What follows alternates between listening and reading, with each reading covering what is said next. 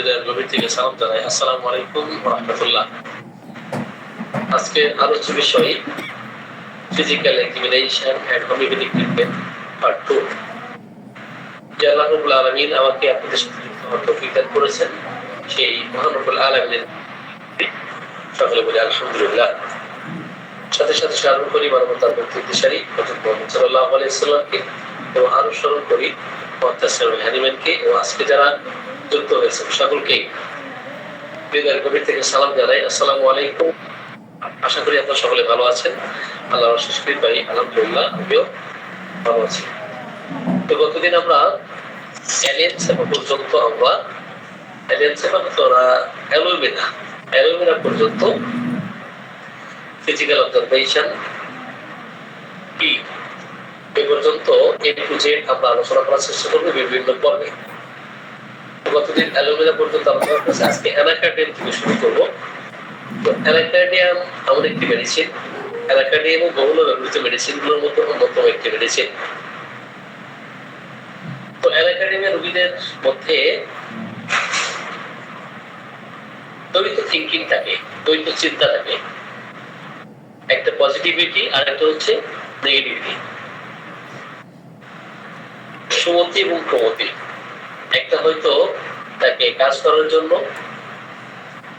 ওইটা সামনের দিকে অগ্রসর করায়, আর আরেকটি হচ্ছে তাকে নেগেটিভ থিঙ্কিং এর কারণে, নেগেটিভিটির কারণে তাকে বিরত রাখে। সে করবে কি করবে না, এই পথে যাবে কি যাবে না, এই কাজ করবে কি করবে না। তো এই সমস্ত রোগীদের ক্ষেত্রে আমরা অ্যানাকার্ডিয়ামের কথা চিন্তা করবো। They cannot make a decision on their own. তারা কিন্তু ডিসিশন নিতে পারে না, সিদ্ধান্ত নিতে পারে না, সিদ্ধান্তহীনতাই তারা ভুগতে থাকে। এবং যে শিশুদেরকে দেখবেন যে একটা ফ্রাস্ট্রেটেড একটা কন্ডিশন তৈরি হচ্ছে, যে সমস্ত নার্ভাস এবং হিস্ট্রিক্যাল পেশেন্ট যখন তারা প্রেগন্যান্সি চলাকালীন সময়ে তাদের নার্ভাসনেস বেশি দেখা দেয়, এই ক্ষেত্রে আমরা অ্যানাকার্ডিয়ামের কথা আলোচনা করতে পারি। অ্যানাকার্ডিয়াম দেখবেন তাকে কোশ্চেন করেন, অ্যানাকার্ডিয়ামের রোগী উত্তর দেওয়ার ক্ষেত্রে দীর্ঘক্ষণ সময় নিয়ে অ্যান্সার দিবে। তার যে রিফ্লেকশন এটা লং টাইম থাকে, অ্যান্সার দিবে খুব স্লোলি, ধীরে ধীরে অ্যান্সার দেবে। অ্যান্সার স্লোলি, তারা উত্তর দেয় কি ধীরে ধীরে। তাহলে একজন রোগীর ক্ষেত্রে তার কথাবার্তার ধরন ধারণ, আমাদের পার্থ প্রদীপ স্যার আজকে বলেছেন যে অ্যাভারশন টু রেসপন্সিবিলিটি। তো রেসপন্সিবিলিটির ক্ষেত্রে অ্যাভারশন আসলে ফেয়ার, এটা আমাদের জানা দরকার, তাই না? তো এই বিষয়ে আমরা আলোচনার শেষে যে স্যার প্রশ্ন রেখেছেন এবং এই বিষয়ে যে কয়েকটা মেডিসিন আছে আমরা তুলনামূলক আলোচনা করার চেষ্টা করবো ইনশাআল্লাহ। তো আমরা অ্যানাকার্ডিয়াম আলোচনা করতেছি যে অ্যানাকার্ডিয়ামের রোগীদের ক্ষেত্রে আমরা যেটা দেখি যে তারা শপথ করে, অভিশাপ দেয় এবং ধীরে ধীরে উত্তর প্রদান করে, সিদ্ধান্ত নিতে পারে না, সিদ্ধান্তহীনতায় ভুগতে থাকে। এই ক্ষেত্রে আমরা তার এই ধরনের মেন্টালিটি থাকলে আমরা অ্যানাকার্ডিয়ামের কথা আমরা চিন্তা করব। অ্যানাকার্ডিয়ামের রোগীদের ক্ষেত্রে দেখবেন যারা স্টুডেন্ট লেখাপড়া করে, তো লেখাপড়া করতে করতে ব্রেনের অনেক বেশি যখন চাপ সৃষ্টি হয়, হঠাৎ করেই কিন্তু তার স্মৃতিশক্তি দুর্বল হয়ে যায়। অ্যানাকার্ডিয়ামের রোগী ধীরে ধীরে যে স্মৃতিশক্তি দুর্বল হচ্ছে এমন না, সে সুস্থ সবল আছে, হঠাৎ করেই হয়তো তার স্মৃতিশক্তি দুর্বল হয়ে যায়। আমরা অনেকেই স্মৃতিশক্তি বর্ধক মেডিসিন হিসেবে আমরা অ্যানাকার্ডিয়ামকে অ্যাপ্লাই করি, এটা কিন্তু হরহামেশা এভাবে ব্যবহার করার কোনো রকম সুযোগ নাই। আমরা অনেকেই পরীক্ষার আগে স্টুডেন্টদেরকে অ্যানাকার্ডিয়াম সেবন করতে বলি, যে অ্যানাকার্ডিয়াম 30 পাওয়ার আপনি আপনার ছেলেকে দিয়ে দিবেন, তাহলে তার স্মৃতিশক্তি লোপ পাবে না, স্মৃতিশক্তি দুর্বলতা থাকবে না, সে স্মৃতিশক্তি দিক থেকে সবল হবে। তো শুধুমাত্র বা একমাত্র মেডিসিন কিন্তু অ্যানাকার্ডিয়াম নয়। যদি কিনা দীর্ঘদিন মস্তিষ্ক পরিচালনা করতে করতে হঠাৎ করে তার স্মৃতিশক্তি দুর্বল হয়ে যায়, সেই ক্ষেত্রে আমরা অবশ্যই অ্যানাকার্ডিয়ামের কথা আমরা চিন্তা করবো। আবার যাদের মধ্যে ডুয়ালিটি, আমি আগেই বলেছি, ব্যবসা বাণিজ্যের ক্ষেত্রে, বিজনেসের ক্ষেত্রে, অথবা সে যেই পথে অতিক্রম করবে বা হাঁটবে, সেই অতিক্রম করার সময় কোন দিকে যাবে এই ডিসিশনে সে থাকে, সিদ্ধান্ত নিতে পারে না। একদিকে মেন্টালিটি এমন থাকে যে না আমি একদিকে এটাতে যাই, অথচ না এদিকে গেলে সমস্যা, আর একদিকে যাই। তো বাসে যাবে, ট্রেনে যাবে, ভ্রমণ করার সময় অনেক সময় ইনডিসিশন থাকে যে আসলে সে ট্রেনে যাবে না বাসে যাবে। এটা কিন্তু আমরা অ্যানাকার্ডিয়ামের রোগীদের ক্ষেত্রে দেখি। অপরাধ করার ক্ষেত্রে সুমতি তার বাধা দেয় যে তোমার এই কাজটা করা যাবে না, এটা অপরাধ, এটা জঘন্য কাজ, এটা পাপের কাজ, এটা করা যাবে না। আর কুমতি বলে যে না তুমি এই পাপ কাজ করো। এই ধরনের দ্বৈত থিঙ্কিং যদি থাকে আমরা সেই ক্ষেত্রে অ্যানাকার্ডিয়ামের কথা ভাবতে পারি। অ্যানাকার্ডিয়ামের আরো বেশ কিছু লক্ষণ আপনি পাবেন। সাপোজ তার পাকস্থলীর যে সমস্ত পীড়া থাকে, কষ্ট দেখা দেয়, তো সে খাইলেই দেখবেন সুস্থ থাকে, না খাইলেই সে অসুস্থ থাকে। অ্যানাকার্ডিয়ামের রোগী কি খাইলে সে সুস্থ, আর না খাইলে অসুস্থ। এই ক্ষেত্রে আমরা অ্যানাকার্ডিয়ামের কথা আমরা চিন্তা করতে পারি। এখন এনডিএফ রোগীদের ক্ষেত্রে তাদের ফিজিক্যাল এক্সামিনেশন, এক্সপ্রেশন কেমন থাকবে, অবজারভেশনে আমরা এনডিএফ কখন অ্যাপ্লাই করবো। এনডিএফ রোগীদের ক্ষেত্রে আমরা পূর্বের হিস্ট্রি একটু বলি। এনডিএফ রোগী প্রথমে কিন্তু এনডিএফ রোগীতে পরিণত হয় না। যখন একটা শিশুকে নিয়ম কানুন না মেনে তাকে ব্রেস্ট ফিডিং করানো হয়, নিয়ম কানুন না মেনে অতিরিক্ত খাবার খাওয়ানো হয়, এবং সেই খাবার হজম হতে না হতে আবার তাকে ওভারইটিং করানো হয়, তো ওভারইটিং করে থাকে বা ব্রেস্ট ফিডিং করায়, সেই ক্ষেত্রে কিন্তু এনডিএফ চিত্র তৈরি হতে পারে। কারণ পাকস্থলী, আমি ইতিপূর্বে ইথোজা আলোচনার সময়, ইথোজার তুলনামূলক আলোচনার সময় আমি উল্লেখ করেছি, doctor Kate lecture on mathematics ইথোজা অধ্যায়ে উনি উল্লেখ করেছেন যে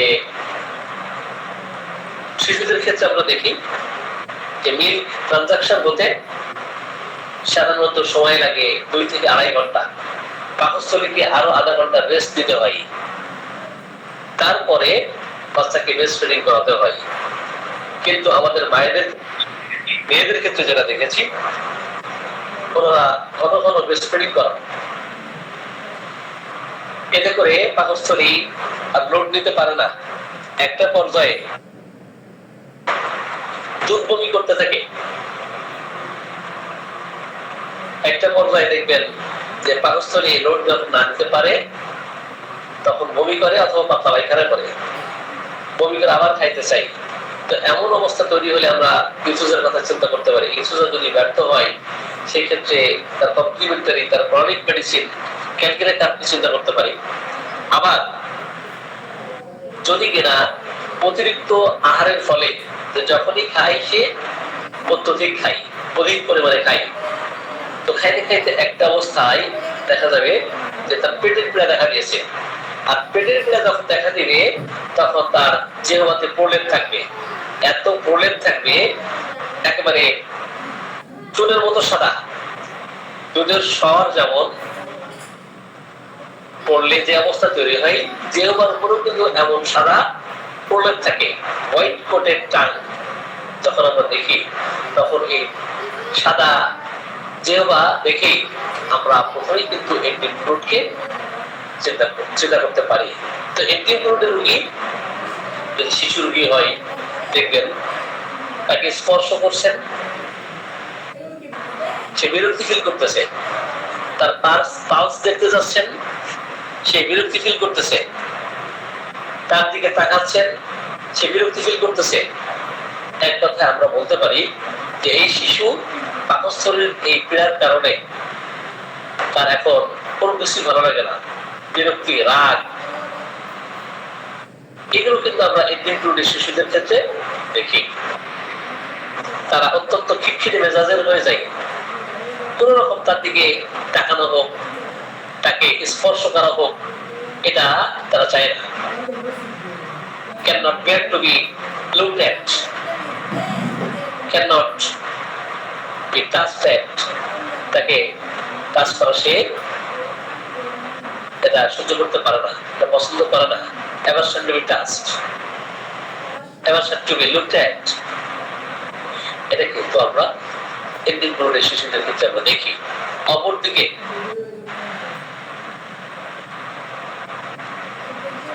এন্টিন ফ্লুইড রোগীদের অমাবস্যা এবং পূর্ণিমায় দেখবেন সকল কষ্ট বেড়ে যায় এবং এই সময় তাদের অত্যন্ত আনন্দোচ্ছ্বাস অথবা জ্যোৎস্না রাতে দেখবেন তাকে ছাদের উপর নিয়ে যাচ্ছেন, সে অত্যন্ত খুশি হচ্ছে, আনন্দিত হচ্ছে।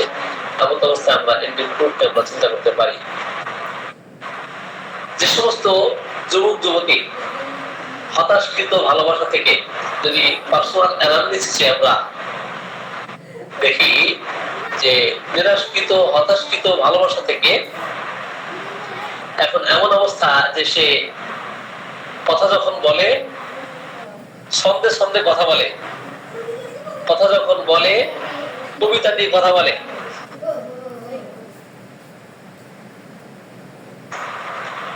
এবং ছাদে উঠে জ্যোৎস্নাস্নাত রাতে মনে হবে তার সামনে নীল একটা গ্লাস আছে এবং গ্লাসে তার প্রেমিক অথবা প্রেমিকা, প্রেমিক প্রেমিকাকে দেখতেছে অথবা প্রেমিকা প্রেমিককে দেখতেছে, তার ভালো মানুষকে দেখতেছে এবং সে কবিতা আওড়াচ্ছে, কবিতা আবৃত্তি করতেছে, ছন্দে ছন্দে কথা বলে যারা, এদের ক্ষেত্রে অবশ্যই আপনি এন্টিন ফ্লুইডের কথা চিন্তা করবেন।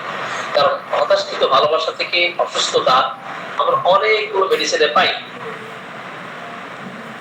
আমরা গ্রিফ থেকে, সাইলেন্ট গ্রিফ থেকে অনেকগুলো মেডিসিন দেখি।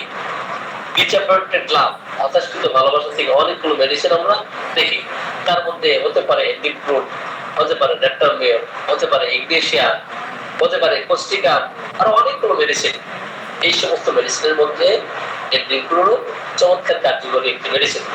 কিন্তু এন্টিন ফ্লুইডের হিস্ট্রি থাকতে হবে এমন যে সে প্রেমে হতাশ হয়ে নিরাশ হয়ে একটা পর্যায়ে এই ডিসঅ্যাপয়েন্টেড লাভ থেকে ছাদের উপরে গিয়ে জ্যোৎস্নাস্নাত রাতে একটা এই গ্লাসের সামনে দাঁড়িয়ে সে কবিতা আবৃত্তি করতেছে, তার প্রেমিকাকে দেখতে পারতেছে। একটা অলিক কল্পনা, একটা ভ্রান্ত ধারণা, একটা ভ্রান্ত বিশ্বাস, ইলিউশন, হ্যালুসিনেশন, ডিলিউশন, ইমাজিনেশন, এগুলো যদি আমরা দেখি সেক্ষেত্রে অবশ্যই ওই পেশেন্টকে এন্টিন ফ্লুইড অ্যাপ্লাই করব। সেই সাথে ক্লিনিক্যাল অবজারভেশনে আমরা যদি এমন কোন শিশুর চিত্র পাই যে তার দাঁতে ব্যথা হচ্ছে, কি হচ্ছে? দাঁতে ব্যথা। তো দাঁতে ব্যথা করার সময় দেখবেন ক্লিনিক্যাল অবজারভেশনে করলে তার দাঁতের ব্যথা উপশম হয়, ঠান্ডা কোনো কিছু দিলে দাঁতের ব্যথা উপশম হয়, এই ক্ষেত্রে অবশ্যই এন্টিক ফ্লুইডের কথা আমরা চিন্তা করতে পারি, যদি কিনা তার জিহ্বাটা একেবারে সাদা থাকে, হোয়াইট কোটেড টান থাকে এবং সেটা থাকে পুরো পাতলা না। দেখেন এন্টিক ফ্লুইডের জিহ্বা কিন্তু সাদা থাকা এবং সেই সাথে পুরো প্রলেপ থাকে, পাতলা প্রলেপ না। এমন অবস্থায় আমরা অবশ্যই এন্টিক ফ্লুইডের কথা আমরা চিন্তা করব। যে সমস্ত এন্টিক ফ্লুইডের সাপোজ স্টমাকে পেইন হচ্ছে, এই স্টমাকে পেইনের সাথে যদি তাদের লোয়ার এক্সট্রিমিটিসে পেইন হতে থাকে এবং জিহ্বা সাদা প্রলেপ থাকে, সেই ক্ষেত্রে আমরা অবশ্যই এন্টিক ফ্লুইডের কথা চিন্তা করব। আর সে খিটখিটে মেজাজের হয়, বিমর্ষ বিষণ্ণ প্রকৃতির থাকে, পাকস্থলীর গোলযোগ থাকলে ওই সময় তার আর কোনো কথাই ভালো লাগে না। পর্যায়ক্রমে যদি আমরা দেখি কোনো বৃদ্ধ অথবা বৃদ্ধা যারা বয়স্ক রোগী, পর্যায়ক্রমে তাদের ডায়রিয়া এবং কোষ্ঠবদ্ধতা দেখা দেয়, এমন অবস্থায় আমরা এন্টিক ফ্লুইডের কথা আমরা চিন্তা করব। তাহলে যে সমস্ত পিকচার এখানে অঙ্কন করেছি, যে সমস্ত কথা আমরা এখানে বলেছি, আলোচনা করেছি এন্টিক ফ্লুইডের, এই সমস্ত লক্ষণ পাইলেই অবশ্যই আমরা এন্টিক ফ্লুইডের কথা আমরা চিন্তা করতে পারি। আবার অনেক রোগী পাবেন যে তার পায়ের তলায় কর্নস হয়েছে, কর্নস মিন্স ক্যালোসাইটিস বলে থাকে অথবা কর্নস বলে। আমরা আঞ্চলিক ভাষায় যেটা বলি সেটা ভাষী অথবা কড়া বলে, কড়া হয়েছে অথবা শাল গড়া হয়েছে, তাই না? এক এক জায়গার আঞ্চলিক এক এক ধরনের শব্দ থাকে, ভাষা থাকে। তো যদি কিনা পায়ের তলায় শক্ত কড়া দেখা দেয়, সেক্ষেত্রে আমরা এন্টিক ফ্লুইড চিন্তা করব। যদি কিনা তার জিহ্বায় সাদা প্রলেপ থাকে এবং এন্টিক ফ্লুইডের স্কিন কেমন থাকে, এদের নখ কেমন থাকে, নখ দেখবেন শক্ত নখ, ব্লেড দিয়ে কাটা যাচ্ছে না। তাহলে কয়েকটা সাইন আপনি যদি দেখেন, কয়েকটা সাইন যদি দেখেন যে নখগুলো পুরু হয়ে আছে এবং জিহ্বা সাদা প্রলেপ, হোয়াইট কোটেড টাং, এবং সেই সাথে তার পায়ের তালুতে কি হয়েছে, কর্নস হয়েছে অথবা ক্যালোসাইটিস হয়েছে, এই ক্ষেত্রে অবশ্যই এন্টিক ফ্লুইড ছাড়া আর অন্য কোনো মেডিসিনের কথা আমরা চিন্তা করতে পারি না। তাহলে এই ধরনের সাইন পাইলে, কিছু সিম্পটম পাইলে আমরা এন্টিক ফ্লুইডের কথা আমরা চিন্তা করব। এন্টিক ফ্লুইডের স্কিনটাও কিন্তু অত্যন্ত পুরু হয়, সেটা পায়ের অথবা হাতের নখগুলো পুরু হয়, ব্লেড দিয়ে সহজে কাটা যায় না। রোগ যেটাই হোক না কেন অবশ্যই আপনি এন্টিক ফ্লুইডের কথা চিন্তা করবেন। এন্টিক ফ্লুইডের সাথে এন্টিক কার্টের বেশ মিল আছে, এন্টিক ফ্লুইডের সাথে এন্টিক কার্টের মিল আছে, কিন্তু এন্টিক কার্টের জিহ্বা ময়লা থাকলেও যতটা সাদা প্রলেপ থাকে, দুধের মতো প্রলেপ থাকে, বা চুন যেমন চুনের মতো সাদা থাকে, এত সাদা প্রলেপ এন্টিক কার্টের রোগীদের মধ্যে আমরা দেখি না। এবং এন্টিক কার্টকে আমরা মৃত সঞ্জীবনী মেডিসিন হিসেবে জানি। একেবারে মুমূর্ষু অবস্থায়, জীবন পুরী নিবিড় অবস্থা, এমন অবস্থা আমরা এন্টিক কার্টের কথা আমরা চিন্তা করতে পারি। এন্টিক কার্টের রোগীও দেখবেন তার মধ্যে ঘ্যান করা এবং কোলে থাকা ঘ্যান করা, এটা কিন্তু এন্টিক কার্টের রোগীদের ক্ষেত্রেও দেখি। সেও কিন্তু তাকে স্পর্শ করতে দিতে চায় না, তার দিকে তাকাতে দিতে চায় না, তার দিকে তাকালে সে বিরক্ত ফিল করে। কিন্তু অসুস্থ হয়ে এতটাই মুমূর্ষু অবস্থায় পৌঁছায় যে তার শ্বাস প্রশ্বাস একেবারে ঠান্ডা হয়ে গেছে, সমস্ত শরীর হিমাঙ্গ হয়ে গেছে। সমস্ত শরীর হিমাঙ্গ হওয়া সত্ত্বেও শ্বাস প্রশ্বাস মনে হচ্ছে ঠান্ডা, এমন অবস্থায় সে আবার ঠান্ডা বিলাস করে, পাখার বাতাস চাই। যদি এন্ড্রিউটার্ডের রোগী হাঁপানিতে আক্রান্ত হয়, ঘর ঘর করে শব্দ হবে, তার দুর্বলতা, শারীরিক দুর্বলতা এত বেশি থাকবে যে কফ ওঠানোর জন্য যথেষ্ট শক্তি সে পায় না, কফ ওঠাতে পারে না। কিন্তু কফ ওঠালে যদি এক্সপেক্টোরেশন হয়, কপিয়াস এক্সপেক্টোরেশন, প্রফিউজ এক্সপেক্টোরেশন, অ্যামিনেশন হবে, প্রচুর পরিমাণে কফ বের হলে প্রমোশন হবে। কিন্তু দুর্বলতার কারণে কফ তুলতে পারে না, ঘর ঘর শব্দ হয়। যদিও শরীর হিমাঙ্গ হয়েছে, ঠান্ডা হয়ে গেছে, তারপরও সে বাতাস চায়। এই শেষ পর্যায়ের পেশেন্টকে একেবারে টারশিয়ারি স্টেজে এসে, লাস্ট স্টেজে এসে অবশ্যই আমরা এন্ট্রিউটার্ডকে আমরা চিন্তা করব। যদি কিনা এমন ইতিহাস পাওয়া যায়, পার্সোনাল অ্যানালিসিসে আমরা ভ্যাকসিনের কুফল দেখলেই সোজার কথা চিন্তা করি, ভ্যাকসিনের কুফল দেখলেই আমরা সাইলিশের কথা চিন্তা করি, ভ্যাকসিনের কথা, ভ্যাকসিনের ইতিহাস দেখলেই আমরা সালফারের কথা হয়তো চিন্তা করি। কিন্তু রেপার্টরিতে প্রায় 48টির মতো মেডিসিন আছে। কতগুলো মেডিসিন আছে? 48টির মতো মেডিসিন। এর মধ্যে সুপার গ্রেড মেডিসিন পাবেন 3টি, সালিশিয়া, সালফার, ফুজার, ব্যালেন্ড্রিনাম, বেজেরিয়াম, সারসাপারিলা, ভ্যাক্সিনিনাম, জিনকাম, এগুলো ফার্স্ট গ্রেড মেডিসিন হিসেবে দেখবেন। অ্যাকুমাইন, এন্টিপ্রাড, অ্যাপিসনেল, আর্সেনিক, প্যারাইটাকাল, বেলেডোনা, ক্যালিমিওন, মার্কসল, সোরেনাম সহ আরো সেকেন্ডারি অনেকগুলো মেডিসিন রেপার্টরিতে পাবেন। প্রত্যেকটি মেডিসিন কিন্তু তার জায়গা থেকে স্বতন্ত্র, ইন্ডিভিজুয়াল। আপনি কখনো ফ্লোজার পরিবর্তে সালফার দিতে পারেন না, আবার সালফারের পরিবর্তে সালিশা দিতে পারেন না, আবার ফ্লোজার পরিবর্তে ব্যালেন্ডার দিতে পারেন না, বেসিডিয়াম দিতে পারেন না, এন্ট্রিউটার্ড দিতে পারেন না।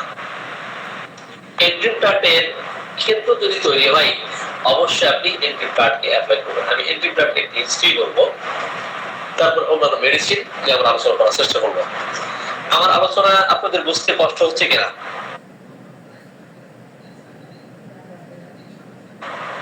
আমার আলোচনা কি আপনারা শুনতে পাচ্ছেন? ক্লিয়ার বুঝতে পারছেন কিনা? স্যার পাচ্ছি। ওকে, থ্যাংক ইউ। তাহলে আমরা পেশেন্ট যখন দেখবো, অবজারভেশন করবো, সেটা ক্লিনিক্যালি, ফিজিক্যালি, এরপরে বংশগত history, personal history, family history, personal history, personal অ্যানালিসিসে যদি আমরা দেখতে পারি যে একাধিকবার তার ভ্যাকসিনের হিস্ট্রি, এই ভ্যাকসিনের পর থেকে দেখা গেল তার শ্বাসকষ্ট দেখা দিয়েছে, অথবা হেমাঙ্গ অবস্থা দেখা দিয়েছে। আমার একজন পেশেন্ট, উনি দীর্ঘ 24 বছর ধরে হাঁপানিতে ভুগতেছেন, ওনার বয়স 45 বছর। আমি ইতিপূর্বে এই ঘটনা আগেও বলেছি। যেহেতু আমরা এখন পার্সোনাল অ্যানালিসিসের হিস্ট্রি বলতেছি, তো পার্সোনাল অ্যানালিসিসে যদি আমরা এমন পাই, তো এই পেশেন্টের 2 যুগ ধরে হাঁপানি, অ্যালোপ্যাথিক, হোমিওপ্যাথিক অনেক চিকিৎসা নেওয়ার ফলেও তাকে ভালো করা সম্ভব হয় নাই। তো আমি ওনাকে বললাম যে আপনি আমার চিকিৎসা থেকে আসলে অবশ্যই আপনাকে ধৈর্য ধারণ করতে হবে, অ্যাটলিস্ট আপনাকে 2 বছর চিকিৎসা নিতে হবে, আদারওয়াইজ আপনাকে ভালো করা সম্ভব হবে না। উনি বললেন ঠিক আছে, আমি তো 24 বছর ধরে এইভাবে সাফার করতেছি, তো 2 বছর ধৈর্য ধরে ওষুধ খাবো। তো 2 বছর ওষুধ খাওয়াকালীন সময়ে আপনি সকল প্রকার allopathic medicine, all types of allopathic medicine, আপনি সকল প্রকার অ্যালোপ্যাথিক মেডিসিন এগুলো অ্যাভয়েড করবেন। উনি আমার কথায় রাজি। কিন্তু পূর্বের যে স্কিন ডিজিজ ছিল, এই স্কিন ডিজিজ ফিরে আসলে আপনি কখনোই সেখানে অয়েন্টমেন্ট দিতে পারবেন না। তো চিকিৎসা দেওয়ার 1 সপ্তাহের মধ্যেই তার স্কিন ডিজিজ ফিরে আসলো। আমি মেডিসিন সিলেকশন করেছিলাম সরিনাম, স্কিন ডিজিজ ফিরলো, আমি এরপর প্লাসিবোর উপরে রাখলাম, ভাইটামিনের উপর রাখলাম। তো স্কিন ডিজিজ বাড়তে বাড়তে বাড়তে বাড়তে একটা পর্যায়ে তার একদম পায়ের তলা থেকে শুরু করে চুলের গোড়া পর্যন্ত টপ টু বটম সমস্ত শরীরে স্কিন ইরাপশন এত ব্যাপকভাবে বিস্তার লাভ করেছে, উনি অস্থির হয়ে পড়তেছেন। আমি বললাম আপনাকে ধৈর্য ধারণ করতে হবে, আদারওয়াইজ আপনার এই সমস্যা দূর হবে না। এরপর আমি তাকে জিজ্ঞেস করেছি যে আপনার হাঁপানি এখন কি অবস্থা? তিনি বললেন হাঁপানি এখন নাই। হাঁপানি এখন বাদ দেন, আমার স্কিন ডিজিজ তাড়াতাড়ি কিভাবে কমবে সেই ব্যবস্থা করেন। আমি বললাম আপনি তড়িঘড়ি করলে আপনাকে আরোগ্য করা সম্ভব হবে না। তো যাই হোক, উনি 1-1.5 মাস 2 মাস হয়ে যাচ্ছে, স্কিন ডিজিজ কিন্তু কমতেছে না। আমাদের অনেক ডক্টর আছেন যে স্কিন ডিজিজ দেখা দিলে বিভিন্ন মেডিসিন অ্যাপ্লাই করেন। আমি এই ধরনের অনেক ডক্টরকে দেখেছি, আমি নিজেও অনেক সময় আজ থেকে আরো 10 বছর আগে এভাবে প্র্যাকটিসে দেখেছি যে ধৈর্য ধারণ করতে পারছে না পেশেন্ট। এই ক্ষেত্রে আমরা অ্যান্টিসেপটিক মেডিসিন হয়তো অ্যাপ্লাই করি, এই ক্ষেত্রে মেডিসিন অ্যাপ্লাই করা যাবে না। অ্যাপ্লাই করলে তার আরোগ্যে প্রতিবন্ধকতা সৃষ্টি হবে। মেডিসিনাল অ্যাগ্রাভেশন আমরা অনেকেই জানি হয়তো 2-4 দিন 5 দিন থাকে, কিন্তু যারা স্কিন ডিজিজে সাফার করেন, আমি এমনও পেশেন্টকে 3 মাসের উপরে প্লাসিবোর উপর রেখেছি, 3 মাসের জন্য আমি ফাইটামের উপর রেখেছি। তো 3 মাস পরে হয়তো উনি বলছেন যে এখন স্কিন ডিজিজ থেকে অনেকটা নিষ্কৃতি পাচ্ছেন, তার যে ইচিং, ভায়োলেন্ট ইচিং, এটা অনেকাংশেই কমে আসতেছে। তো আমরা কখনোই তড়িঘড়ি করে মেডিসিন সিলেকশন করতে যাব না। আমাদের হাতে অসংখ্য মেডিসিন থাকে, মেডিসিনের চাপ আমরা যত বেশি সহ্য করতে পারবো তত বেশি সফল হতে পারবো। আর মেডিসিনের চাপ সহ্য করতে না পারলে ওই পেশেন্টকে আপনি কখনোই টিকে রাখতে পারবেন না, আপনি ধরে রাখতে পারবেন না। আমি চ্যালেঞ্জ করে বলতে পারি, আমার বাস্তব অভিজ্ঞতা থেকে আমি বলতেছি, এগুলো তিক্ত অভিজ্ঞতা নিয়ে এটা পুরো পয়েন্ট। এই পেশেন্ট একটা পর্যায়ে উনি আমার চিকিৎসা বাদ দিয়ে মলম লাগানো, অন্য একজন হোমিওপ্যাথিক চিকিৎসকের কাছে মলম, এক্সটার্নালি মলম দেওয়া এবং অন্য কি মেডিসিন দিয়েছেন আমি জানি না। এরপরে স্কিন ডিজিজ খুব দ্রুত একটা সাবটেস্ট হয়ে গেছে। আমি উইলিংলি 2 মাস পরে ওনাকে ফোন দিয়েছি যে আপনার কি অবস্থা? উনি বললেন যে ভাই আমি ভালো নাই। কেন? আমার তো হাঁপানি আবার দেখা দিয়েছে। তো আমি তো আগেই প্রেডিকশন করেছি যদি স্কিন ডিজিজ কোনো রকম ভাবে চাপা দেওয়া হয় তাহলে অবশ্যই ওই হাঁপানি আবার ফিরে আসবে। আমরা অসংখ্য রোগীদের ক্ষেত্রে মনে করি যে হোমিওপ্যাথিক ওষুধ হয়তো আরোগ্য করে, কখনো চাপা দেয় না, এটা ভুল ধারণা। শুধু অ্যালোপ্যাথিক, হার্বাল, ইউনানি আর অন্যান্য যে প্যাথি আছে এগুলো চাপা দেয়, হোমিওপ্যাথিক চাপা দেয় না, এটা ঠিক নয়। আমার দীর্ঘ প্রায় 2 যুগের প্র্যাকটিসে আমি দেখেছি যে অসংখ্য রোগী আমাদের কাছ থেকে দ্রুত ভালো হওয়ার জন্য অন্য চিকিৎসা নেয়, অন্য হোমিওপ্যাথির কাছে যায়। তখন দেখা গেল 1 সপ্তাহের মধ্যে ওই রোগ কমে গেছে, কিন্তু পূর্বের রোগ আবার তার জটিল আকার ধারণ করেছে। এই সমস্ত পেশেন্টকে ভালো করা অসম্ভব। এনিওয়ে, এরপর উনি 2 মাস পরে আসলেন, বললেন যে ভাই আমি আবার চিকিৎসা দিতে চাই। আমি বললাম যে না, আপনাকে আমি চিকিৎসা দিতে অক্ষম, যেহেতু আপনি ধৈর্য ধারণ করতে পারেন না, আমি চিকিৎসা দিব না। তো উনি তখন সিদ্ধান্ত নিলেন যে আমি আর অ্যালোপ্যাথিক কোনো ওষুধ আমি দিব না, কোনো মলম লাগাবো না স্কিন ডিজিজের উপরে। তো এরপর আমি অনেক হিস্ট্রি নিয়ে সম্ভবত ক্যালিকার পরে অ্যাপ্লাই করেছিলাম। তো ক্যালিকার অ্যাপ্লাই করাতে মোটামুটি স্কিন ডিজিজ আবার দেখা দিল। দেখা দেওয়াতে হাঁপানি অনেকটা ভালোর দিকে, স্কিন ডিজিজ ডেভেলপ করতেছে, বাড়তেছে। একটা পর্যায়ে ঠান্ডা বাতাস ভালো লাগে, মুক্ত বাতাস ভালো লাগে। হাঁপানি যখন দেখা দেয় উনি পাখার বাতাস দিলে এবং দ্রুত পাখার বাতাস দিলে ভালো ফিল করে। সেক্ষেত্রে আমি ক্যালিকার্বের কমপ্লিমেন্টারি মেডিসিন কার্বোভেজ অ্যাপ্লাই করলাম। তো কার্বোভেজ অ্যাপ্লাই করে স্কিন ডিজিজ আরো বাড়লো।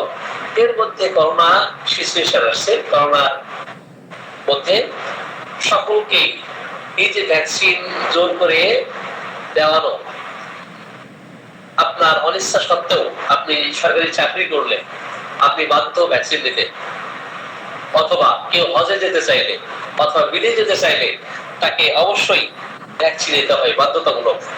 তো ওই জায়গা থেকে উনিও পরিবারের সদস্যদের চাপে উনি ভ্যাকসিন নিয়েছেন। আমি কিন্তু আগেই বলেছি আপনি কোনো কিছু অ্যালোপ্যাথিক চিকিৎসা এবং ভ্যাকসিন কোনো কিছু দিতে পারবেন না। তো ওনার হাঁপানি আবার দেখা দিয়েছে। তো আমি ওনাকে বললাম আপনি নিশ্চয়ই কোনো অনিয়ম করছেন, অনিয়ম না করলে আপনার হাঁপানি আবার দেখা দেওয়ার কথা নয়, যেহেতু স্কিন ডিজিজ আপনার বাড়ছে, হাঁপানি কমের দিকে যাচ্ছে, নিশ্চয়ই কোনো অনিয়ম করছেন, অনিয়ম না করলে এটা হওয়ার কথা নয়। বললেন আমি কোনো অনিয়ম করি নাই। তখন পাশে থেকে ওনাকে যিনি নিয়ে এসছেন মুমূর্ষু অবস্থায়, তো উনি বললেন যে ভাই উনি তো এক সপ্তাহ আগে ভ্যাকসিন নিয়েছেন, ভ্যাকসিন নেওয়ার পরে হলে অবস্থা। এখন এক সপ্তাহ আগে ভ্যাকসিন নিয়েছেন, ভ্যাকসিন নেওয়ার পরে তার মুমূর্ষু অবস্থা তৈরি হয়েছে, মুখের মধ্যে সেলেসা গড়গড় করতেছে, সমস্ত শরীর ঠান্ডা এবং বাতাস করলে ভালো ফিল করতেছে, কথা বলার শক্তি নাই, জীবন প্রদীপ নিবিড় অবস্থা। আমি তাহলে এই যে এন্টিবায়োটিকের কথা কেন বলতেছি, 8 minutes after vaccination পার্সোনাল অ্যানালিসিসে মেডিসিনের যে ক্রিয়া সীমিত হয়ে গেছে, একটা প্রতিবন্ধকতা তৈরি হয়েছে, একটা ব্যারিয়ার তৈরি হয়েছে, anything that stands in the way, আরোগ্যের পথে যে অন্তরায় সৃষ্টি হয়েছে, এটা কিন্তু ভ্যাকসিনের কারণেই। সেক্ষেত্রে আমি অ্যান্টিবায়োটিক অ্যাপ্লাই করাতে ওনার আস্তে আস্তে শরীর ভালোর দিকে গেল। তো যাই হোক, ওনাকে শেষ পর্যায়ে এই যে দীর্ঘদিনের যে কঠিন হাঁপানি, আমরা দীর্ঘদিন এইভাবে চিকিৎসা দিয়ে তাকে আরোগ্য করতে সক্ষম হয়েছে আলহামদুলিল্লাহ। এখন এই ধরনের পেশেন্ট যদি প্রত্যেকবার সুনির্বাচিত ওষুধ তাদেরকে অ্যাপ্লাই না করা যায়, কখনোই তাদেরকে ভালো করা যাবে না, যাবে কখনোই ভালো করা যাবে না। তাহলে অ্যান্টিবায়োটিক শিশুদের ক্ষেত্রে আমরা যদি এমন পাই যে সবসময় এখান জ্ঞান প্যাক করে এবং কান্নাকাটি করতে থাকে, তো মায়ের সাথে লেগে থাকে, ক্লিংিং টু মাদার, অথবা তার আশেপাশে যারা আছে তাদের সাথে লেগে থাকে, তাদের পিছু ছাড়তে চায় না, এই সমস্ত শিশুকে মুমূর্ষু অবস্থায় আমরা অ্যান্টিবায়োটিক অ্যাপ্লাই করবো। যখন সে অসুস্থ থাকে, দেখবেন যে বুকের মধ্যে সাপোজ সে নিউমোনিয়াতে আক্রান্ত হলো, নিউমোনিয়াতে আক্রান্ত হলে বুকের মধ্যে ঘর ঘর শব্দ হচ্ছে এবং সেটা শেষ পর্যায়ে ল্যাটার কন্ডিশনে টারশিয়ারি স্টেজ এসে থার্ড স্টেজ এসে চোখ খোলা থাকবে, অর্থ নির্মিলিত থাকবে, সম্পূর্ণ ক্লোজ থাকবে না, কমপ্লিটলি তার চোখটা ক্লোজ থাকবে না, হাফ ওপেন থাকবে। এই ক্ষেত্রে আমরা অবশ্যই অ্যান্টিবায়োটিকের কথা আমরা চিন্তা করব। এবং অসুস্থ অবস্থায় তার চেহারাটা ফ্যাকাশে হয়ে যাবে, বিবর্ণ হয়ে যাবে, অথবা নীলাভ হয়ে যাবে, এবং চতুর্দিকে, চোখের চতুর্দিকে একটা কালিমা, একটা রেখা পড়বে, এবং তার ঘাম যেটা হতে থাকবে সেটা ঠান্ডা ঘাম হতে থাকবে। এমন অবস্থায় অবশ্যই আপনি আমি অ্যান্টিবায়োটিক অ্যাপ্লাই করব। সম্মানিত চিকিৎসকবৃন্দ, আমরা এই যে ফিজিক্যাল এক্টিভিশন, ফিজিক্যাল এক্সপ্রেশন, যদি এই ধরনের লক্ষণাবলী আমরা পাই অথবা ক্লিনিক্যাল অবজারভেশনে এই লক্ষণগুলো পাই, তাহলে অবশ্যই অ্যান্টিবায়োটিক অ্যাপ্লাই করব। আবার অ্যান্টিবায়োটিকের বিভিন্ন ধরনের রোগ দেখা দিতে পারে, বিভিন্ন ধরনের। সাপোজ কারো পক্স হয়েছে, এই পক্স তথাকথিত আরোগ্যের নামে অ্যালোপ্যাথিক চিকিৎসা নিল, অ্যালোপ্যাথিক চিকিৎসা নিয়ে সেটা সাপ্রেস করলো, দেখবেন হামের পরে, পক্সের পরে পার্সোনাল অ্যানালিসিসে আমরা দেখি অতীতে আপনার কি কি রোগ ছিল, পার্সোনাল হিস্ট্রিতে কি কি রোগ ছিল এবং সেগুলো কিভাবে ভালো হয়েছিল। যদি কিনা স্মল পক্সের হিস্ট্রি থাকে, যদি কিনা হামিদের হিস্ট্রি থাকে, তো একটা পর্যায়ে সে অথবা স্কিন ডিজিজের হিস্ট্রি থাকে, একটা পর্যায়ে তার শ্বাসকষ্ট যদি দেখা দেয়, অথবা ব্রঙ্কাইটিস দেখা দেয়, অথবা নিউমোনিয়া দেখা দেয়, এমন অবস্থায় এন্ট্রিপ কার্ডের চিত্র যদি তৈরি হয়, সেক্ষেত্রে এন্ট্রিপ কার্ড অবশ্যই অ্যাপ্লাই করতে হবে। কিন্তু শুধুমাত্র রাইট সাইডে শয়ন করলেই, line on right side amelioration possibly all complaints, nearly all complaints, সকল অসুস্থতাই দেখবেন, শুধু আমাদের ক্ষেত্রে না, সকল অসুস্থতাই যে ডান পাশে শয়ন করলে সে কমফোর্ট ফিল করে, বরং অন্যদিকে শয়ন করলে সে ডিসকমফোর্ট ফিল করে। আবার যদি বমি করে ফেলে, কফ তুলে ফেলে, সেক্ষেত্রে তার কষ্ট কমে যাবে, তাই না? এখন আমরা আজকে আলোচনা করলাম অ্যানাকার্ডিয়াম, এন্টিক্রুড, এন্টিট্রাক্ট। এখন আলোচনা করবো অ্যাপিস্পেল নিয়ে। কোন মেডিসিন নিয়ে? অ্যাপিস্পেল। অ্যাপিস্পেলের রোগীদের ক্ষেত্রে আমরা দেখি সে কিন্তু টাস্ক সহ্য করতে পারে না, পারে না। দেখবেন মৌমাছি চরিত্রের সাথে অ্যাপিস্পেলের মিল আছে। তার কারণ হচ্ছে মৌমাছি থেকেই কিন্তু এইগুলো প্রস্তুত করা হয়েছে।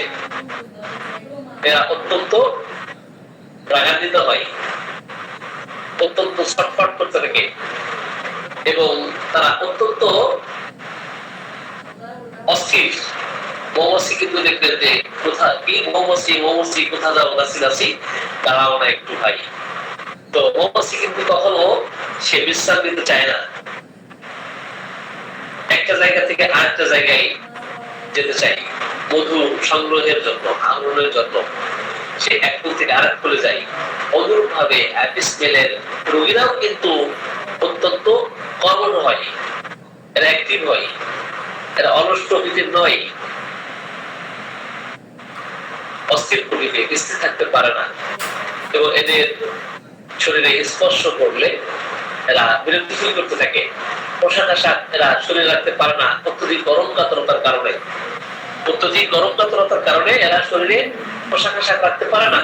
সাপোজ কারো আর্টিকেরিয়া হয়েছে, তো আর্টিকেরিয়া হলে মৌমাছিতে দংশন করলে বা মৌমাছিতে কামড়ালে তার শরীরে সেই মৌমাছিতে কামড়ালে যে অবস্থা তৈরি হয়, আর্টিকেরিয়ায় আক্রান্ত রোগীর লক্ষণাবলীও ওই মৌমাছিতে দংশন করলে যে অবস্থা হয় এমন অবস্থা দেখা দিবে, ফুলে যাবে, আক্রান্ত স্থান লাল হয়ে যাবে, এবং আক্রান্ত স্থানে হুল ফোটানোর মতো ব্যথা থাকবে। কারণ মৌমাছিতে যখন দংশন করে হুল ফুটিয়ে দেয়, যে ধরনের কষ্ট দেখা দেয়, সেই এই কন্ডিশন কিন্তু অ্যাপিস্পেলের আর্টিকেরিয়া, অ্যাপিস্পেলের রোগীদের আর্টিকেরিয়া দেখা দিলে তার সেই এই ধরনের কষ্ট দেখা দিবে, সমস্ত শরীর ফুলবে। সেই সাথে যদি কিনা তার চোখের নিচের পাতা ফুলে যায়, প্রস্রাব কম হয়ে যায়, এবং পিপাসা কম থাকে। দেখেন পিপাসা কম, যদিও গরম কাতর, তার পিপাসা থাকবে না, যেহেতু পরিষ্কার থাকবে, এবং জ্বালা থাকবে। যেখানে জ্বালা নাই, ফোলা নাই, স্পর্শকাতরতা নাই, মূত্র স্বল্পতা নাই, সেখানে অ্যাপিস্পেল, তাই না? এই সিম্পটম এবং সাইন যদি আমরা অ্যাপিস্পেলের রোগীদের ক্ষেত্রে দেখি, অবশ্যই অ্যাপিস্পেল আমরা অ্যাপ্লাই করব। তো এদের অ্যাপিয়ারেন্স কেমন থাকবে, এদের বিহেভিয়ার কেমন থাকবে? এরা অত্যন্ত রাগান্বিত, এরা ডাক্তারের কাছে যেতে চায় না কি, এবং এক জায়গায় থেকে আরেক জায়গায় যাওয়া। দেখেন আরেকটা হিস্ট্রি বলি, টিউবারকুলার পেশেন্ট যেমন একজন ডক্টরকে দেখে সন্তুষ্ট হয় না, অনুরূপ ভাবে অ্যাপিস্পেলের রোগীও কিন্তু একজন ডক্টরকে এইভাবে দেখাতে চায় না। সে বিভিন্ন জায়গায় ঘোরাফেরা করে মধু সংগ্রহের জন্য, অনুরূপ ভাবে তার রোগকে ভালো করার জন্য সেও কিন্তু বিভিন্ন ডক্টরের কাছে ঘুরতে থাকে, তাই না? এমন অবস্থায় আমরা অ্যাপিসকে চিন্তা করব। তাহলে পার্সোনাল হিস্ট্রি আমরা যদি এমন দেখি যে অতীতে কোনো মহিলাদের ক্ষেত্রে হিস্ট্রি এমন থাকে যে প্রথম মাসেই তার অ্যাবর্শন হয়ে গেছে, দ্বিতীয় মাসে তার অ্যাবর্শন হয়ে গেছে। আমি আরেকটি সফল কেস তুলে ধরবো। আমাদের এখানে নাসরিন আক্তার আছেন কিনা আমি জানি না, নাসরিন আক্তার নোয়াখালী, ওনার বোন খাদিজা আক্তার। তো সন্তান হওয়ার ক্ষেত্রে প্রতিবন্ধকতা সমস্যা মূলত তার বোনের বেশি। তো প্রথম তার কনসেপ্ট করলো, কনসেপ্ট করার পরে এটা অ্যাবর্শন হয়ে গেছে। তো আমি আবার হিস্ট্রি জানার চেষ্টা করলাম। পার্সোনাল অ্যানালিসিসে আমরা প্রত্যেক ডক্টরই জানার চেষ্টা করি যে আসলে অ্যাবর্শনটা কিভাবে হলো, কত মাসে হলো, তাই না? এটা কিন্তু ইম্পর্টেন্ট। তো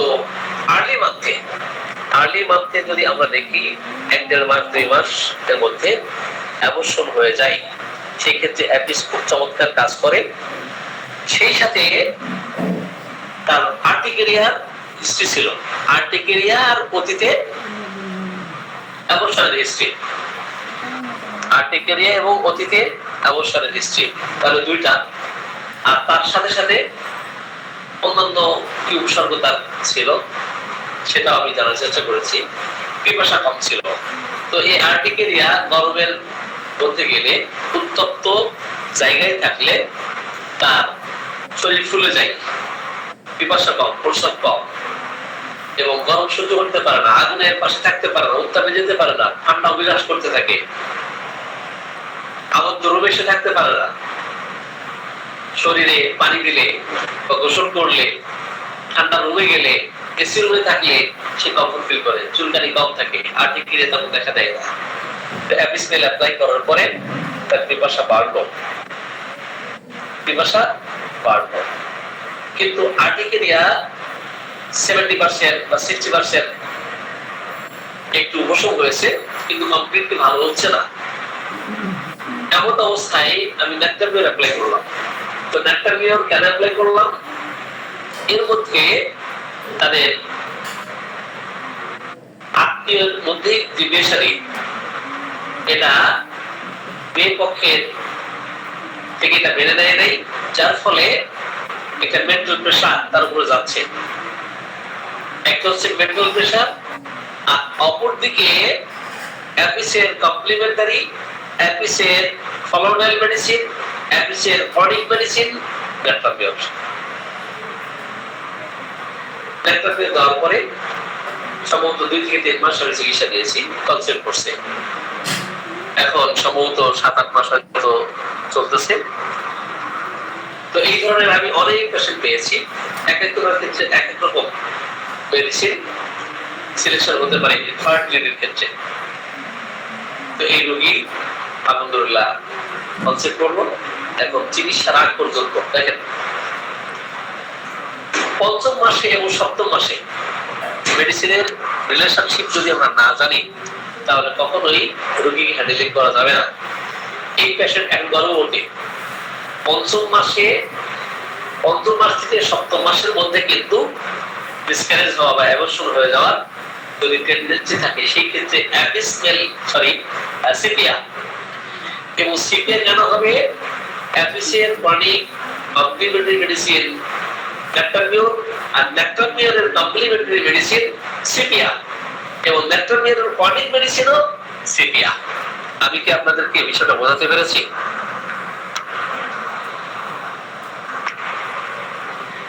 তাহলে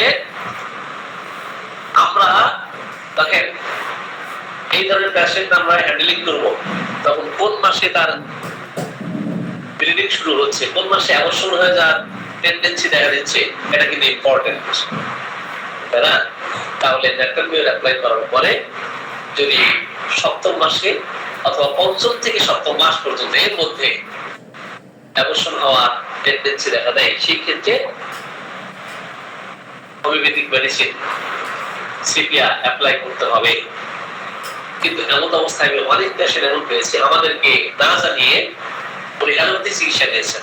আমি আরেকজন রোগী নিশ্চয়ই বলবো, ওনাকে ওষুধ দেওয়ার 8 মাস পরে গিয়ে উনি কনসেপ্ট হন, সন্তান ওর গর্ভে আসে। এরপরে উনি আর এভাবে আমাদের সাথে যোগাযোগ করেন না। তো যেহেতু সন্তান গর্ভে এসছে, এটাকে মোটা তাজা করার জন্য তার ক্যালসিয়াম যেন ঘাটতি না হয়, পৃথিবীতে এসে অতিরিক্ত ক্যালসিয়াম খাওয়া, অতিরিক্ত ক্যালসিয়াম যুক্ত খাবার খাওয়া, এগুলো সাধারণত আমরা অসংখ্য পেশেন্টদের ক্ষেত্রে দেখি যে কনসেপ্ট হয় আমাদের চিকিৎসায় আল্লাহ এটা ব্যবস্থা করে, আমরা হয়তো ওষুধ দিয়ে থাকি মাত্র। তো উনি 8 মাস পরে গিয়ে কনসেপ্ট করলেন। এরপরে মোটামুটি আমাদের চিকিৎসা নেন না, অ্যালোপ্যাথি চিকিৎসা নেন। তো আমি কেন জানি 7ম মাসে গিয়ে ওনাকে ফোন দিয়েছি ওনার নাম্বারে। তো আমার মনটা ডেকে বলতেছে মনে হয় কোনো অ্যাক্সিডেন্ট ঘটে গেল কিনা। তো আমি যেদিন ফোন দিয়েছি তার আগের দিন বাচ্চা নষ্ট হয়ে গেছে। তো ম্যাডামের মা ফোন রিসিভ করলেন, রিসিভ করে বলে ম্যাডাম তো অসুস্থ। কেন, কি হয়েছে? বলে বাচ্চা তো নষ্ট হয়ে গেছে। কি বলেন? ম্যাডামকে দেন। তো যাই ম্যাডামের সাথে কথা বললাম, বললাম যে আপনার যখন বা কষ্ট হচ্ছে তার চেয়ে কষ্ট আমার বেশি হচ্ছে। আর এই যে দিন নাই দুপুর নাই রাত নাই, যখন তখন ফোন দিতে পরামর্শ হয়তো কি 100-200 টাকা দিতেন, কিন্তু এরপরে আপনি আর যোগাযোগ করেন নাই। তো আমরা অনেক ডক্টর আছি, তাদের অনেক পেশেন্ট এইভাবে আসে, তো কনসেপ্ট হয়ে গেলে আর তারা এদিকে ভ্রুক্ষেপ করে না বা হোমিওপ্যাথি চিকিৎসা নেওয়ার প্রয়োজন বোধ করে না। এই সমস্ত পেশেন্টদের ক্ষেত্রে কিন্তু এই ধরনের অ্যাক্সিডেন্ট ঘটে। তো যাই হোক, পরবর্তী পর্যায়ে তার ওই বাচ্চা তো নষ্ট হলেই আবার কিছুদিন পরে কনসেপ্ট করছে, পরে মেয়ে হয়েছে, পরে উনি আমাকে ফোন দিয়ে জানাইছিলেন। তো এইগুলো অবস্থা আমি প্রায় আলহামদুলিল্লাহ 100-র উপরে এখানে পেশেন্ট দেখেছি।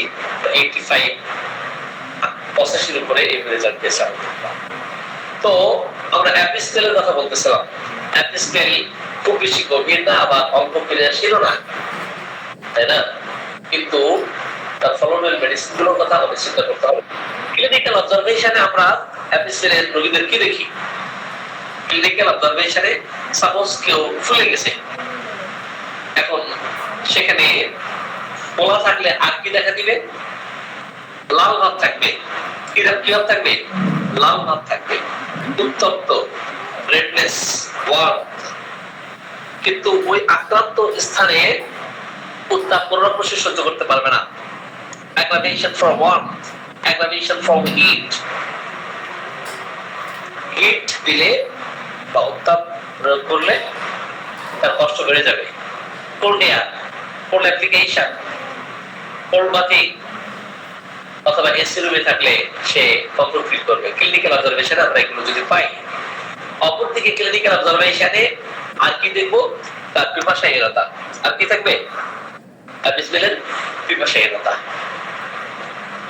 যে সমস্ত শিশুদের ক্ষেত্রে, সদ্যজাত শিশু, আমি গতদিন অ্যাব্রোটেরাম নিয়ে কথা বলেছি, সদ্যজাত শিশুর ক্ষেত্রে আমরা যদি এমন পাই তার আম্বিলিকাসে, তার নাভিতে আলসার হয়েছে, কি হয়েছে?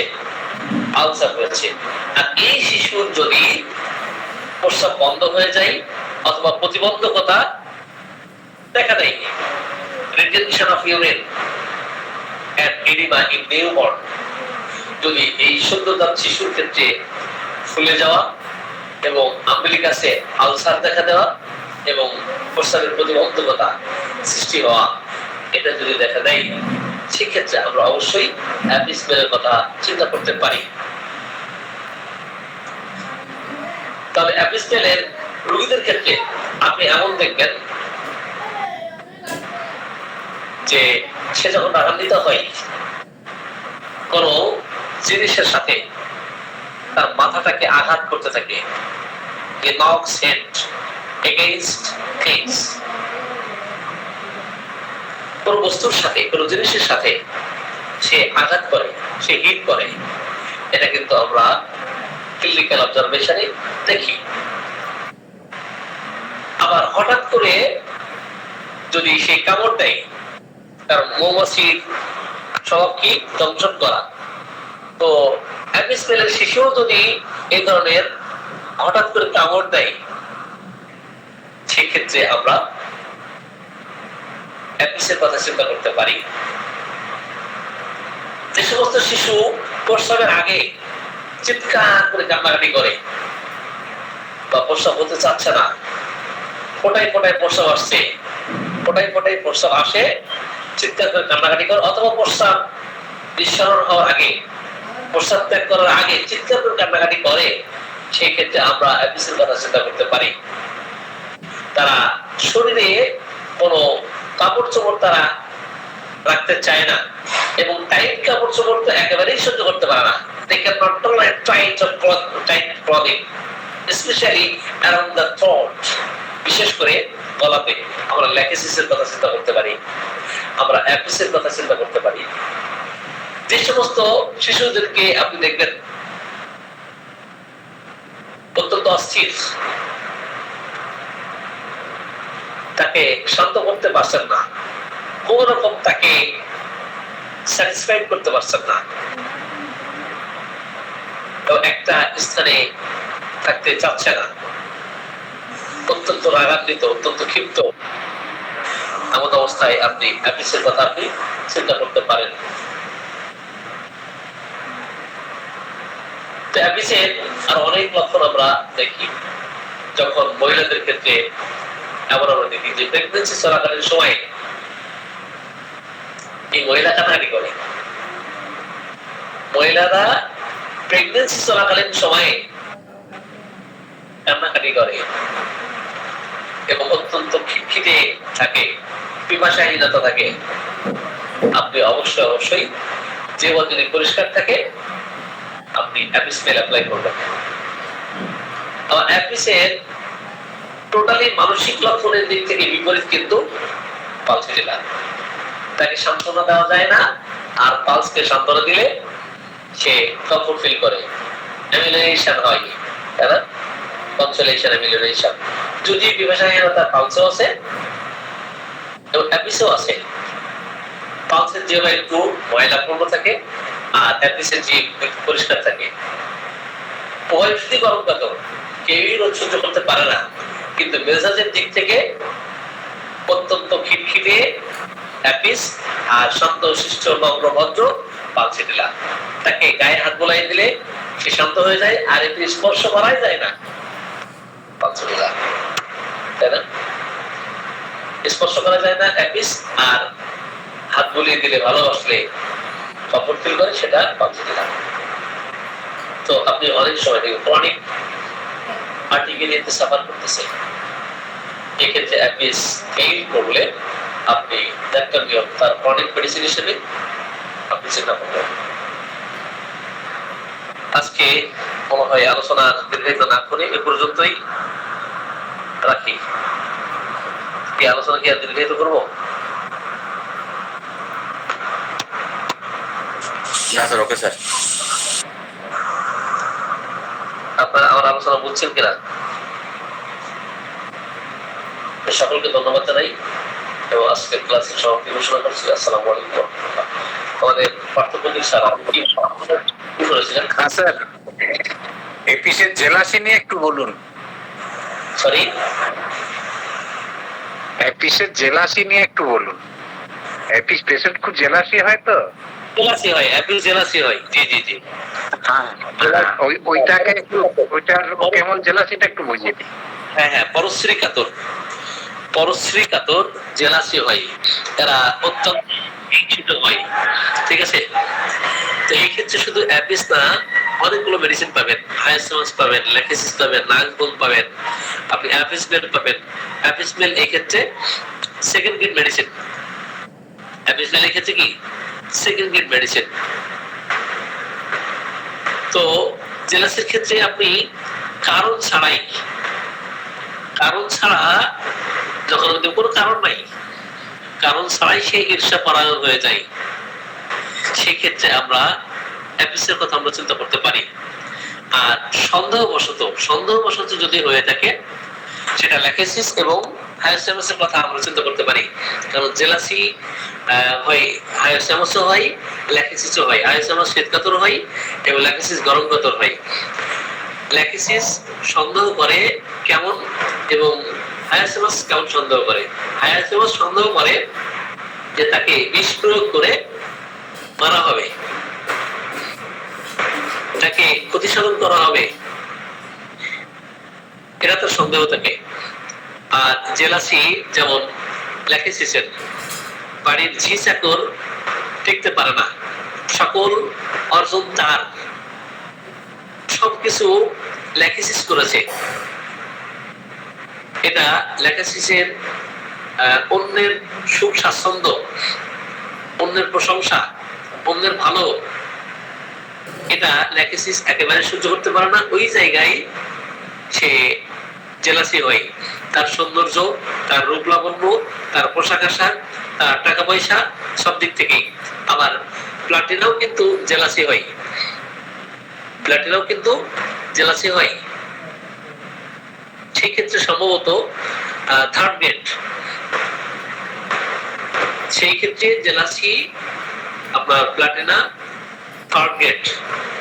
তার শিক্ষা দীক্ষা, জ্ঞান গরিমা এত বেশি, সে কারোর সাথে মিশতে চায় না এবং নিজেকে আইসোলেট করে রাখতে চায়।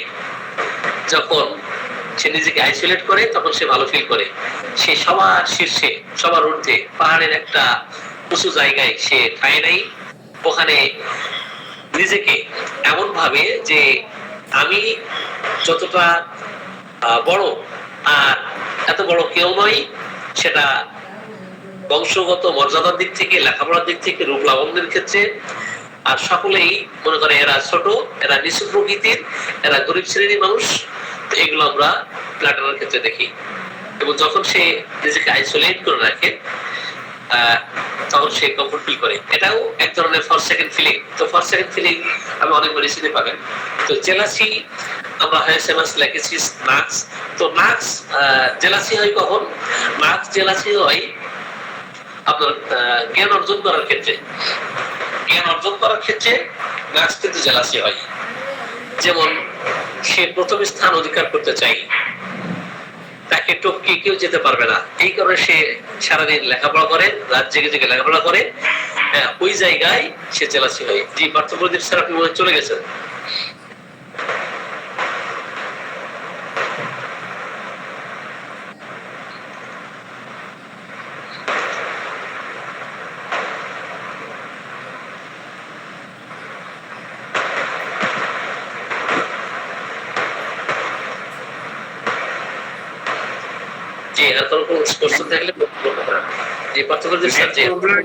কথাগুলো শুনতে পাইনি, নেটের সমস্যার জন্য সব কথাগুলো শুনতে পাইনি। আমি বলছি যে ল্যাকেসিসের জেলাসিটা আপনার ক্লিনিক্যাল অবজারভেশন কেমন দেখেছেন স্যার, একটু যদি ক্লিয়ার করেন। ক্লিনিক্যাল প্রবলেমের জন্য শুনতে পাই। সরি,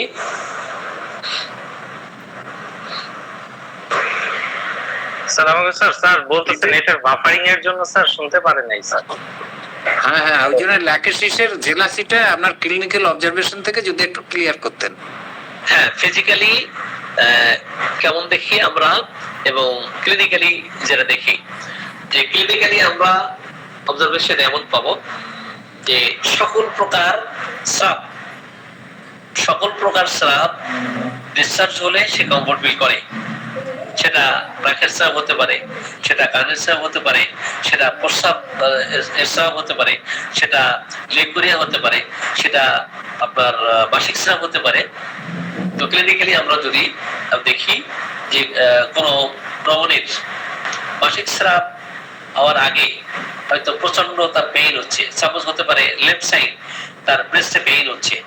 এখন এই ব্রেস্টের পেইন যখন হয় তখন দেখবেন যে 10 দিন 5 দিন আগে থেকেই, 1 সপ্তাহ আগে থেকেই, কিন্তু যখন তার স্রাব অর্থাৎ ফ্লোটা বেশি হতে থাকে তখন কমফোর্ট ফিল করতে থাকে। অর্থাৎ ডিসমেনোরিয়া, যেটা পেইনফুল মেনস্ট্রুয়েশন, এটা আমরা দেখি যে এই ধরনের ক্লিনিক্যাল অনেক অবজারভেশন আছে। তারপরে শক্ত খাবার, ক্লিনিক্যাল অবজারভেশনে যদি আমরা দেখি যে কাউকে আপনি শক্ত খাবার দিয়েছেন, তো সেই ক্ষেত্রে সে কেমন খেতে পারে। এবং তরল খাবারের ক্ষেত্রে, তরল খাবার খাইতে গেলেই তার গলা আটকে যাচ্ছে, তাই না? এবং ইংলিশের ক্ষেত্রে দেখি, ল্যাকেসিসের ক্ষেত্রে দেখি। আবার ল্যাকেসিসের এক্সটার্নালি কোনো কিছু সে শরীরে রাখা, সে আলখেল্লা ভাবে থাকতে চাই, অনাবৃত থাকতে চাই, পোশাক রাখতে চায় না। আবরণ সে সহ্য করতে পারে না, কোমরে সে টাইট করে কাপড় পরতে পারে না, এবং ঢিলা ঢালা পোশাক সে পছন্দ করে, টাইট ফিট পোশাক সে পছন্দ করে না, এবং সেই সাথে গলায় সে টাই একেবারেই সে বাঁধতে পারে না। এমনকি শীতকালে যদি কম্বল নিতে হয়, গলার কাছে কম্বল গেলেই তার মনে হচ্ছে দম আটকে যায়। এই ধরনের অবজারভেশন আমরা পাইলেই ল্যাকিসিসকে আমরা চিন্তা করতে পারবো। আবার মেন্টালিও মানে আরো অনেক লক্ষণ আমরা দেখবো এইভাবে, যে তাকে স্পর্শ করা, সাপকে যেমন স্পর্শ করলে ফোর্স করে ওঠে, অনুরূপ ভাবে ল্যাকিসিসের রোগীকেও স্পর্শ করা সে পছন্দ করে না। জি পার্থপ্রদীপ স্যার,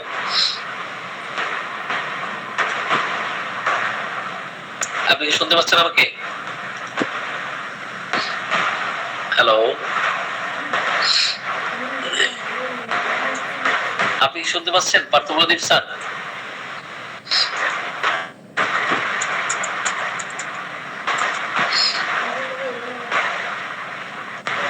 চলে গেছেন? হ্যালো, চলে যান নাই, আছে কিন্তু ওনার তো রেসপন্স করতে। জি হ্যাঁ, আপনার আর কোনো কোশ্চেন আছে? হ্যাঁ, এখন আবার এসেছে, নেটটা বড্ড সমস্যা হচ্ছে, বৃষ্টি বৃষ্টি হয়ে গেছে তো। জি খুব ভালো ক্লাস হয়েছে স্যার, ভীষণ ভালো ক্লাস হয়েছে। হ্যাঁ, ওই আবার যদি এমনও পাই যে প্রেগন্যান্সি চলাকালীন সময়ে তার চুল পড়ে যাচ্ছে, এটা ক্লিনিক্যাল অবজারভেশনে আমরা এটা দেখি। ঠিক আছে,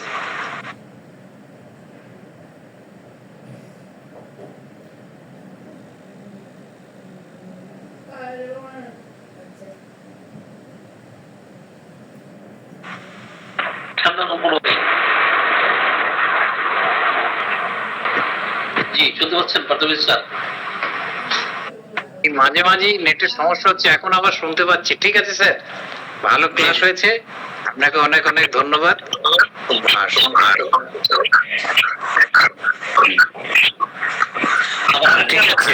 সাপের চরিত্র, যেমন সাপের চরিত্রকে জীব যখন বের করে, একবার টানে, একবার ভিতরে নেয়, একবার বাহিরে বের করে।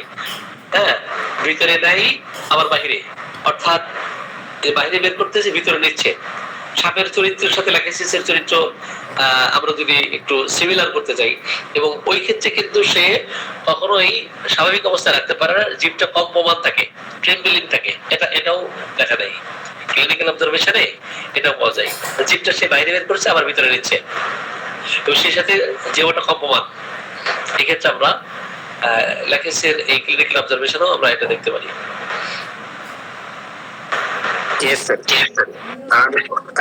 আর এপিসের সাথে মৌমাছির ক্যারেক্টারে ভীষণ একটা মিল থাকে। এটাকে এই যে একটা দ্রব্যের সাথে বা এই সমস্ত যে বিষয়গুলোর সাথে যে একটা মিল থাকে, হ্যাঁ, এই এপিসের সাথে তো যেহেতু মৌমাছির থেকে তৈরি হয়েছে, এটা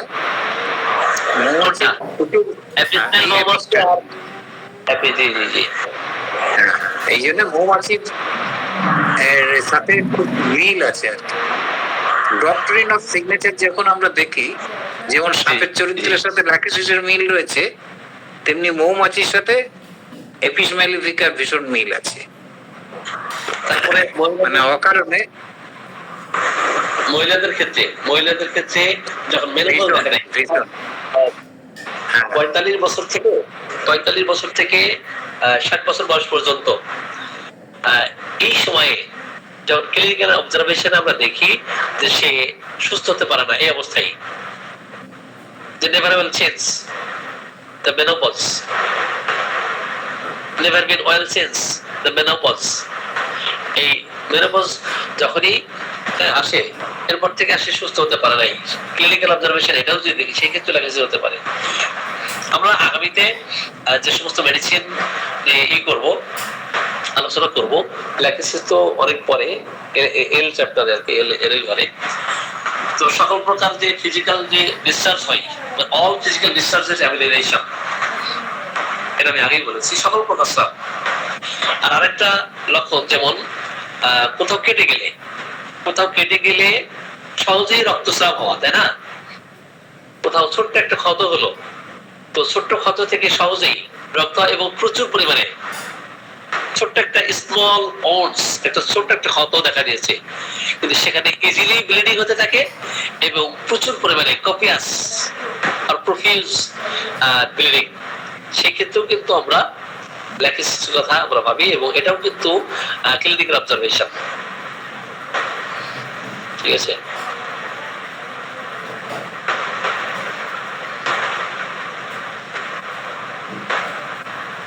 ঠিক আছে, জি স্যার, ধন্যবাদ।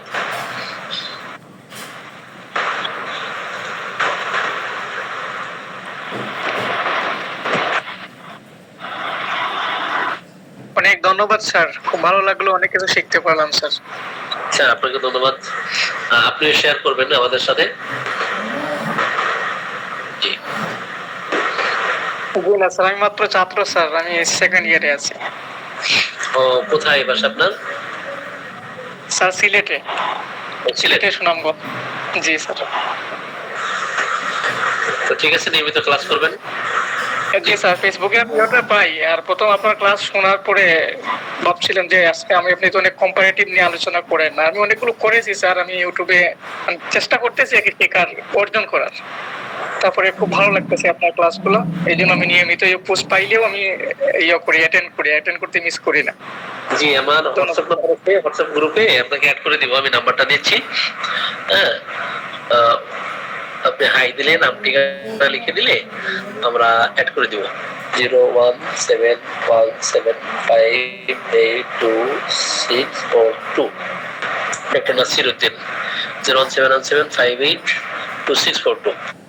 এই নাম্বারটা ইনকল মেসেজ দিয়ে সেভ করে হাই দিয়ে নাম ঠিকানা অ্যাড করে দিব। 01717 জি, 58 58 26 26 42, মানে 58 26 42। যে আজকের ক্লাসে আর কারো কোনো প্রশ্ন এবং মতামত আছে কিনা? আছে? যদি কেউ মতামত ব্যক্ত করতে চান, কোনো প্রশ্ন থাকে, প্রশ্ন করতে পারেন।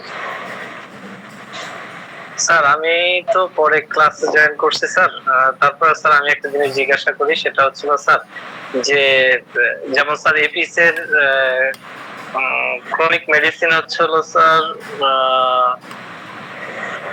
নেপটামিউর স্যার বললেন, তো স্যার এগুলো কিন্তু স্যার সব বইতে দেয়া নাই স্যার, আপনি যত সুন্দর করে গোছায় বলেন স্যার।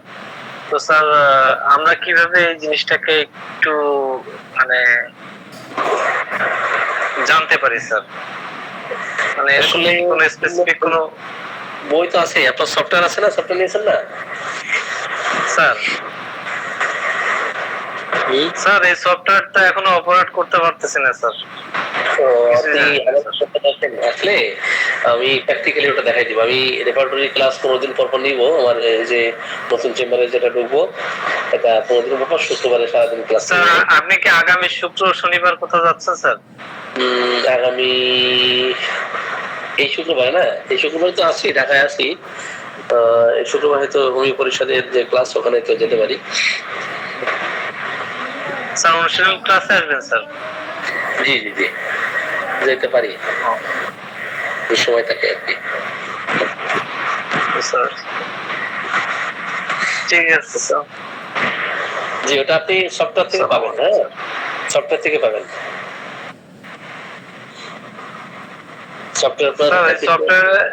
আমি তো স্যার কয়েকদিন ঘাটাঘাটি করলাম স্যার, আমার এখানে স্যার শুধু কেন্ট রেপার্টরি স্যার, আর কোনো কিছু আসতেছে না। দেখি স্যার পারতেছি না স্যার, চেষ্টা করে স্যার রেপার্টরি আছে, রিলেশনশিপ অফ রেমেডি রেপার্টরির পিছনে। জি জি জি, হ্যাঁ, আবার হার্ড কপিতে আপনি রেপার্টরি একদম শেষ এতে দেখবেন, ওগুলো পাবেন। রিলেশনশিপ ওগুলো পাবেন। আবার মিলারের ডাক্তার মিলার, হ্যাঁ, তার ওই যে রেমেডি রিলেশনশিপ যেটা, ওইটাতে সব মেডিসিনের রিলেশনশিপ আপনি পাবেন ওখানে। ছোট একটা বই, ছোট বই। হ্যাঁ স্যার, মিলারের ছোট্ট একটা বই আছে স্যার। জি জি জি, কলকাতায় পাওয়া যায় না ডক্টর মিলার?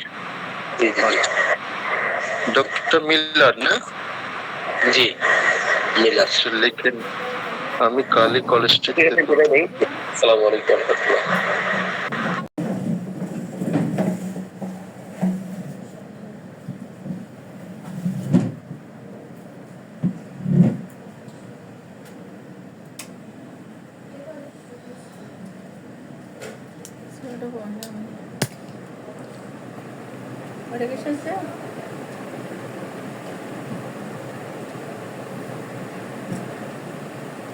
মাহিনকে শুয়ে যেতে বললাম, কষ্ট করে মাহিন কয়টা এখন?